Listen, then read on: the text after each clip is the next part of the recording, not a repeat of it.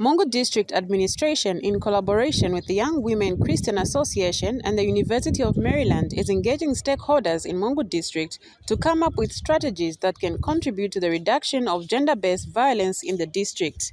Speaking during a meeting that was held at Country Lodge, Mongu District Commissioner Morgana Kabeswa highlighted some of the factors that are hindering the fight against GBV. But I want to encourage you that the signage that you're going to put together is what is going to help us, that in the end we clear these GBV cases and the child abuse cases. But one thing that I want to encourage these women organizations, encourage our women never ever to withdraw these cases when they report them to the law enforcement. That is another problem that we have, because we understand that man is the provider of the needs for you. That man is the one protecting in your head your children, and you want to think, if today is arraigned, I might be left unattended to.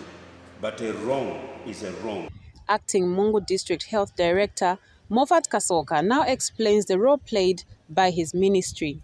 When a person has suffered or has gone through GBV of a sexual nature, there is the risk of unwanted pregnancies, there's a risk of HIV infection, and so our services involve providing medical services to counter such possibilities. We provide PrEP, we provide PEP, we provide including emergency contraception for the victims. But like I said, the one-stop center has got also legal personnel. We also have a medical officer, a fully qualified medical officer who has an office and is stationed at the one-stop center to minimize the complications that a survivor of GBV will have to go through.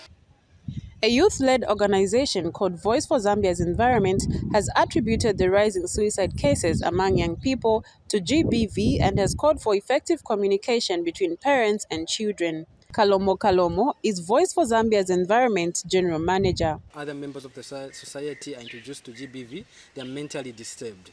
And then when a young person is introduced to such kind of activities, you will see to it that their mental health will not be okay, they won't think properly, highly, they will be discriminated by other young people. At the end of the day, they cannot live with that amount of depression and then resulting to suicide. If there's effective communication between parents and young people, you will see to it that there will be a positive change towards their lives and also a positive change towards the future.